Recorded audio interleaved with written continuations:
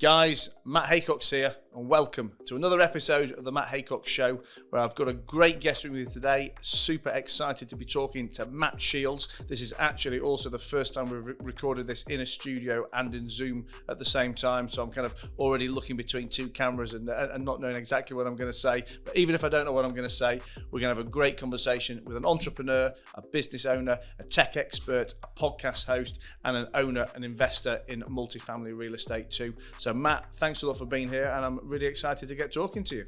I am as well. Thanks for having me, and I'm glad to hear that I'm the first person in the studio here. That's exciting.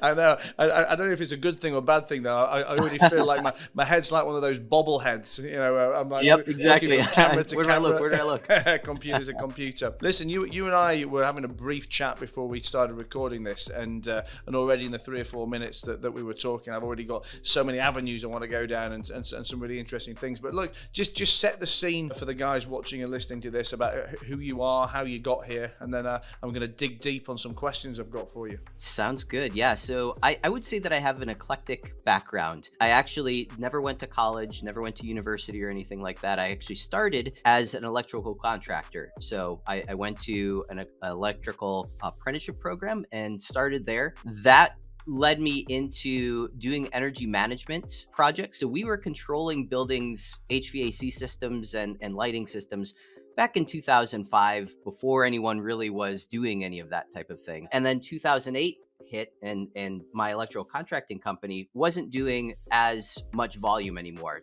Basically kind of fell off. So at that same time was when the first iPhone came out. So I said, well, let's give apps development, let's give that a go, right? So we developed some of the first apps that were in the App Store, and that's kind of morphed into what we do today. So we help companies digitally transform their company. So, again, if they've got some type of analog process, maybe they're building manila folders and those folders are getting passed from person to person. We basically help digitize all of that. And of course, when COVID happened and everybody was working remotely, everyone was looking to take their old process and bring it online. So it's worked out well. And then we also have a number of real estate investing companies that we run and own.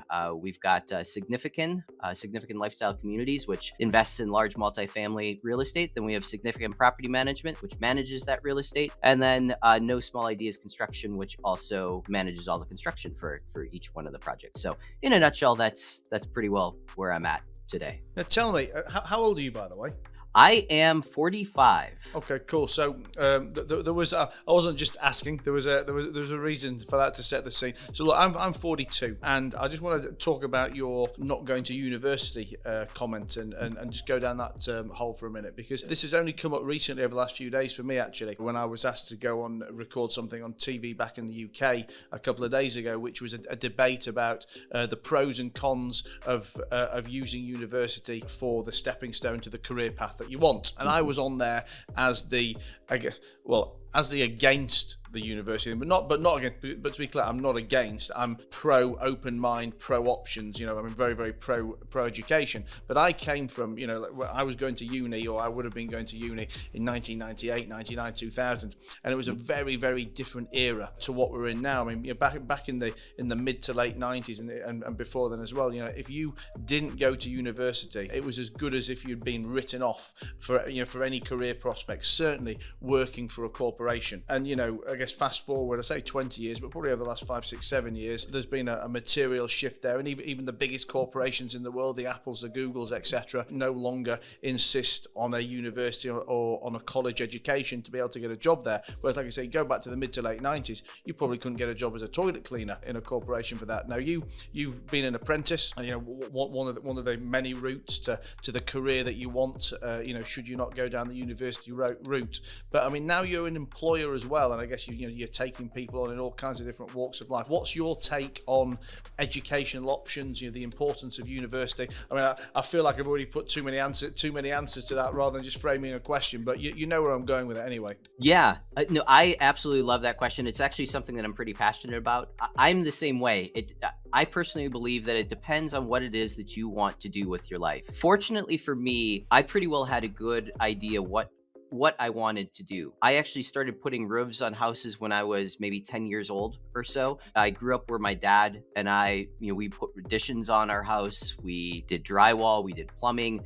So I can honestly say that by the time I was 16, I pretty well knew how to fix almost everything in the house. And the reason why I went into electrical contracting was because that was one of the gray areas, we'll say, where I didn't really understand any of that, right? So that was the path that led me down electrical or to electrical contracting. And my goal was always to invest in, at the time, what I thought was I always wanted to invest in houses, right? So buy a house, fix it up, sell it, rent it out, whatever. So I just needed a job that allowed me to be able to qualify for those types of loans. So I mentioned how I had my own electrical contracting company. I did a 5-year apprenticeship program, and basically as soon as I had enough time in the industry to be able to qualify for my state certification, I went and took that and opened up my own electrical contracting company. And I should also say too, I bought my first house when I was 19, and same thing, fixed it up, flipped it.